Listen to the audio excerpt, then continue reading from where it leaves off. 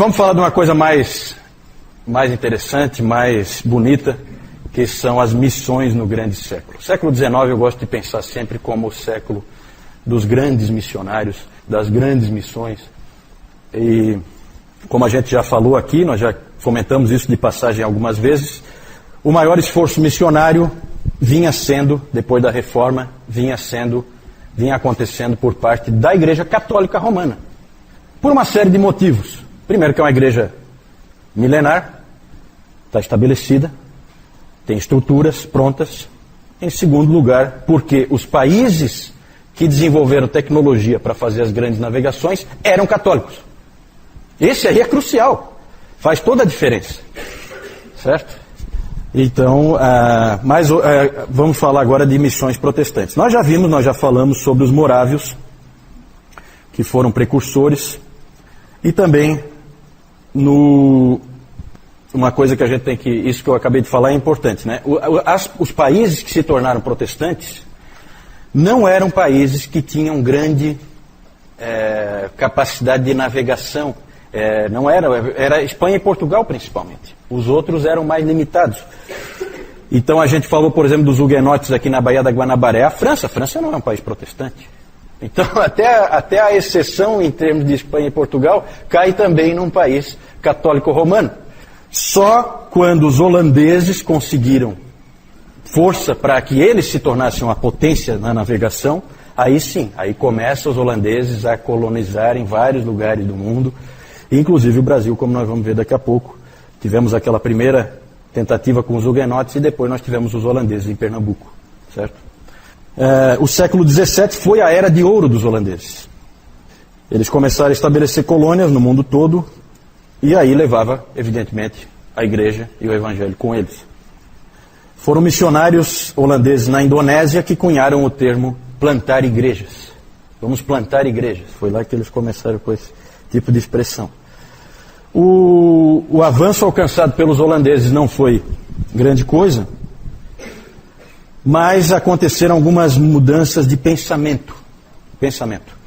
E uma mudança de pensamento importante é que antes na teologia se pensava que a grande comissão era algo que Jesus Cristo tinha feito, ele tinha dito para os apóstolos. Ide por todo mundo pregar o evangelho. Era para os apóstolos. O próprio Calvino tinha esse entendimento e era o entendimento normal. E aí, com alguns indivíduos, entre eles o Boetius, que é um holandês, esse entendimento começa a mudar. Os puritanos também começaram a ter uma mudança de pensamento em relação a isso. A grande comissão é para a igreja, em todos os tempos, em todos os lugares, e não para os apóstolos. Foi falada para os apóstolos, mas os apóstolos ali estavam simbolizando toda a igreja. E, portanto, essa mudança de pensamento faz com que haja um impulso também em direção a missões.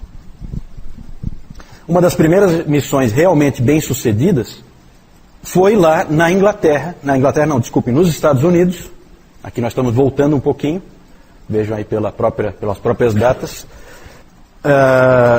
Entre os índios. Então, missões transculturais, porque você está tentando atingir aquelas tribos de índios norte-americanos. E um dos primeiros aí a trabalhar com eles foi o John Eliot, no século XVII. Ele trabalhou e fez a tradução da Bíblia para a língua Algonquin. O Dr. Calhoun disse que ele teve uma grande alegria quando ele viu essa Bíblia. Foi a primeira Bíblia impressa nos Estados Unidos. E ele ficou muito contente quando ele viu aquela Bíblia. E ela é muito interessante porque ela é uma Bíblia que ninguém mais é capaz de ler. Porque ninguém mais conhece aquela língua. Né? Não existe mais ninguém. Então ela está lá a Bíblia, mas ela não é. Ninguém pode ler a Bíblia. Certo? Mas o John Eliot, ele fez a tradução da Bíblia e para dar estrutura para a língua dos índios, ele teve que escrever uma gramática. É muito comum esse tipo de situação. Os missionários tiveram que passar por isso. De escrever uma gramática para estruturar aquela língua. E ele escreveu então também essa gramática, e na gramática dele ele escreveu assim: oração e esforço por meio da fé em Jesus Cristo podem fazer qualquer coisa. Né? Então aquele espírito de garra do missionário. Né? Confiança no Senhor e esforço pessoal. Outro nome importante entre os índios ali é o Thomas Mayhew, mas o mais conhecido, mais famoso é, sem dúvida nenhuma, David Brainerd. Né? Principalmente, não tanto pelo sucesso dele, ele teve algum sucesso, mas principalmente por causa do diário dele, né? Que produziu um tremendo impacto para que um monte de jovens se tornassem missionários depois. Vocês lembram, né, nós temos, eu não trouxe aí, mas tem publicado pela editora Fiel, a vida de David Brainerd.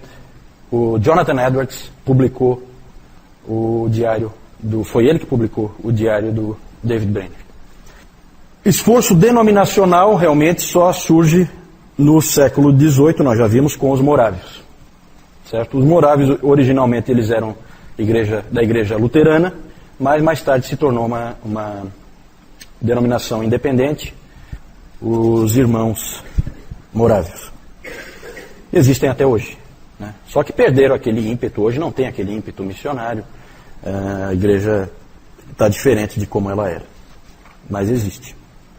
Mas o século XIX é o que o professor de Yale, que escreveu uma obra em 7 volumes, A Expansão do Cristianismo, o nome dele é Kenneth Scott Latourette, ele escreveu essa obra, A Expansão do Cristianismo, em 7 volumes, e ele chamou o século XIX de o Grande Século.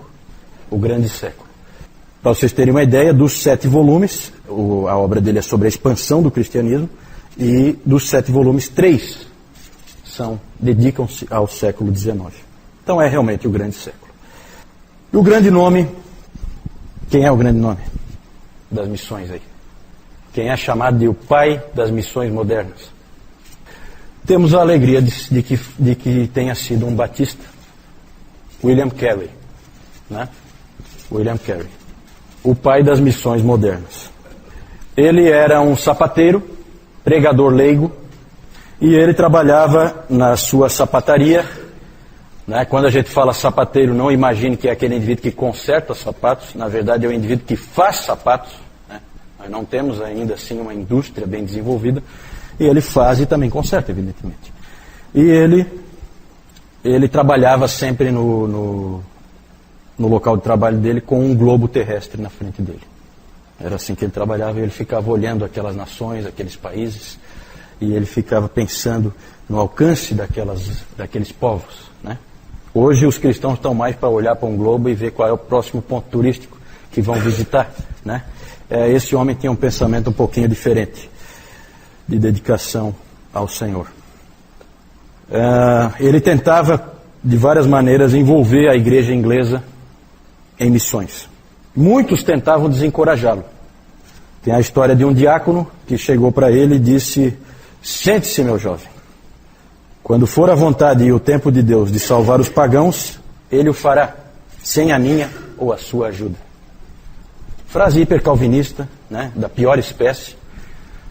Né, então é um indivíduo que, esse indivíduo aí foi muito infeliz, muito. Deus sempre usa meios, e se você veio aqui 8 domingos, fez o curso de História da Igreja, você viu que ele sempre usa pessoas dispostas a fazerem a obra dele. E ele respondeu a esse tipo de atitude escrevendo um livro.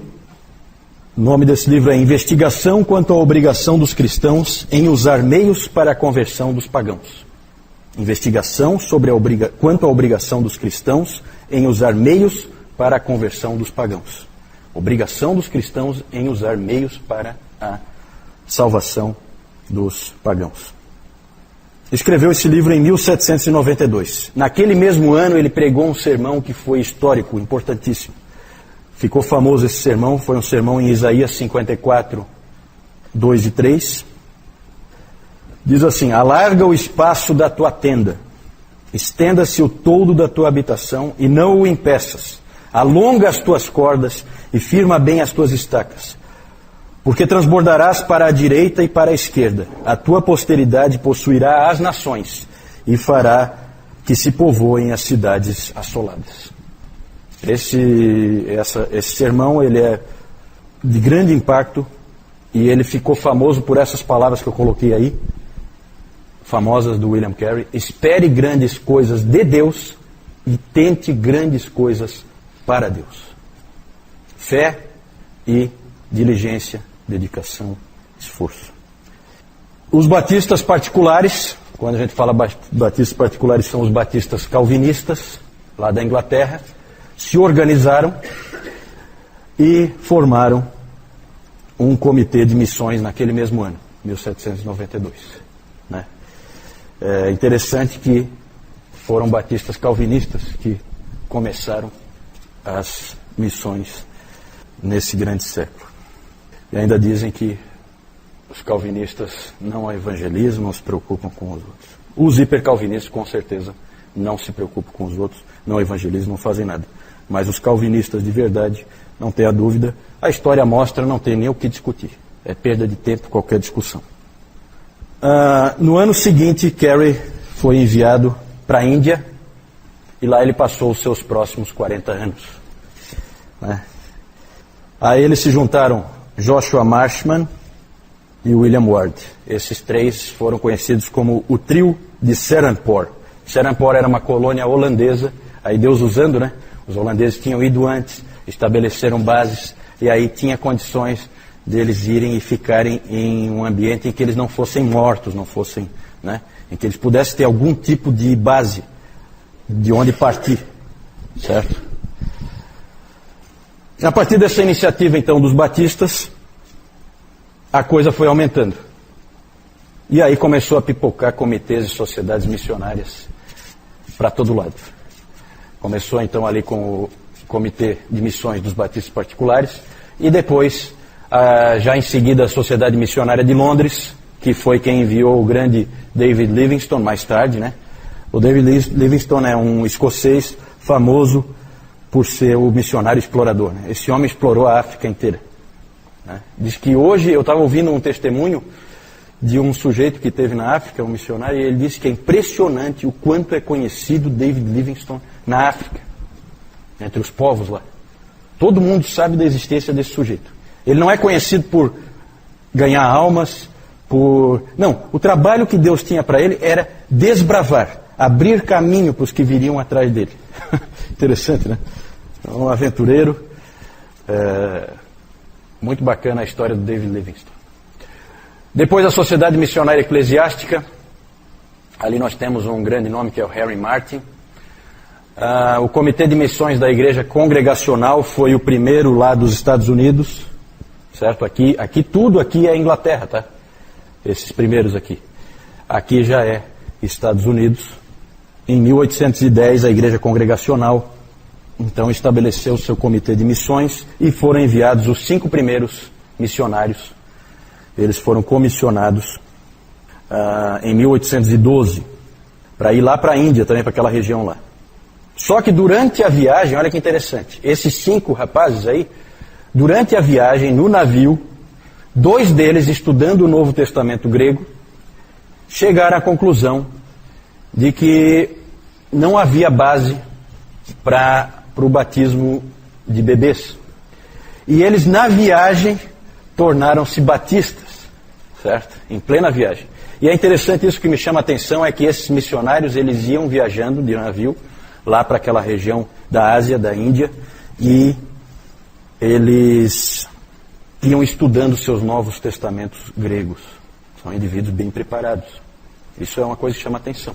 Vai quem está bem preparado. Eles foram comissionados e foram. 2 deles, então, se tornaram batistas, certo? E aí passou a ser importante que os batistas americanos dessem apoio para esses 2 rapazes que tinham se tornado batistas. E aí, rapidamente, foi formada uma junta de missões da Igreja Batista nos Estados Unidos para dar apoio para eles. E um deles famoso o nome dele, Adoniram Judson. Adoniram Judson. Era um deles. Que foi o famoso missionário à Birmânia. Hoje, Myanmar, né? Que é um país dos mais fechados, né? Quem acompanhou aí, agora esse ano houve um ciclone muito forte lá, que destruiu boa parte daquele país e houve dificuldade em ajudar, porque o país é tremendamente fechado hoje. Mas ele foi esse missionário lá na Birmânia. A Birmânia ela é ainda além da Índia, você tem que ir mais ainda para o Oriente, mas é ali próximo. O que mais? Então ali, ó, Adoniran Judson. E aí a gente não tem tempo aí, mas a gente podia falar dos escoceses, nomes como Alexander Duff, o grande John Gibson Patton, né?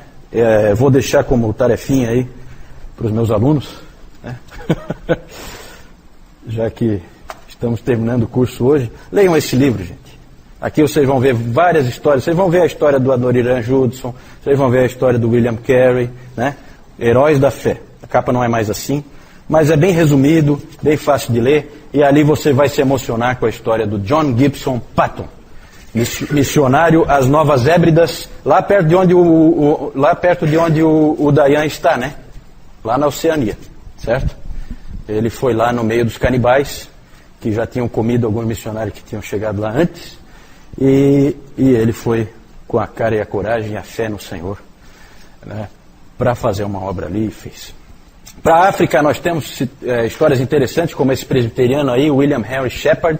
Ele foi mandado para a África, para o Congo, lá dos Estados Unidos. Ele foi mandado, ele era filho de escravos libertos, então ele é uma pessoa negra, e ele foi lá para o meio dos nativos lá da África, do Congo. Para a China, bem conhecido, James Hudson Taylor, né? Começam, aqui a gente viu que a maioria das juntas de missões são denominacionais. Aqui começa uma missão interdenominacional, que é a missão para o interior da China, que é a missão do Hudson Taylor. Bem conhecido também, Hudson Taylor. Tudo no século XIX, aí, os grandes missionários, todos eles século XIX.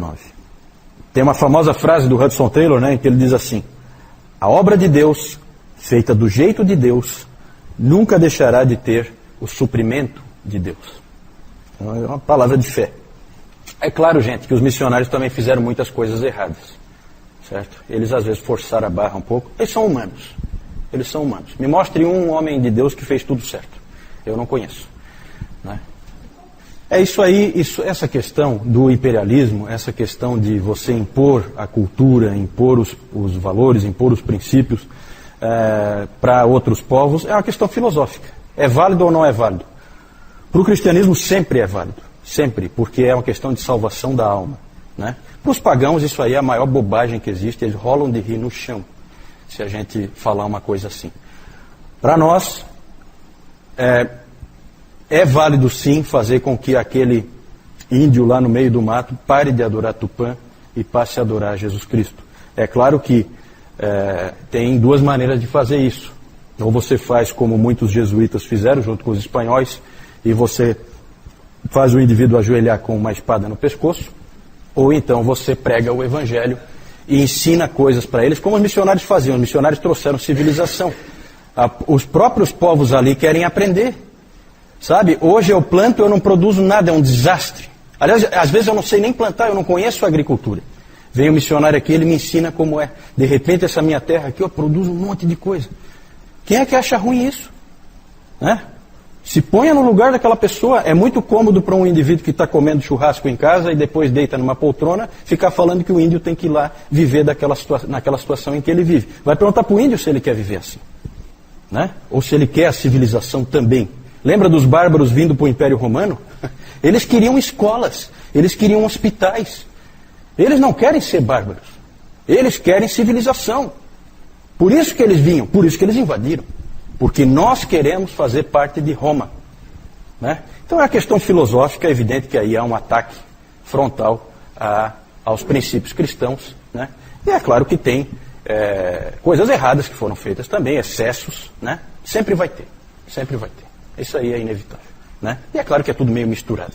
Na verdade, nós vimos na história da igreja que todo tipo de excesso ocorreu. Nós vimos o Lutero defendendo, por exemplo, que fossem massacrados os camponeses, né? Será que é muito diferente? Os camponeses revoltosos, ele apoiando. Não, vamos com armas mesmo. Eles pegarem armas, nós também vamos pegar. Então são erros, são manchas, são. Ninguém está negando, né? Agora, tem almas salvas. Isso aí é importante. Isso é importante. Cada alma salva vale, né? Ok, gente, nós temos que correr um pouquinho. Aqui só mostrar para vocês John Eliot, missionário entre os índios americanos. David Brainerd, aqui o Brainerd pregando lá, ó, no meio das, né? Bacana aí essa imagem. William Carey, aqui, né? Uma semelhança. Uma certa semelhança.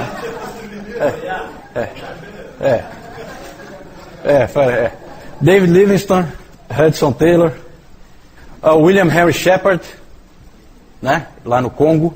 Aqui o pessoal que ele estava trabalhando. Aqui o comissionamento dos 5 da junta da Igreja Congregacional, né? Em 1812 isso aí.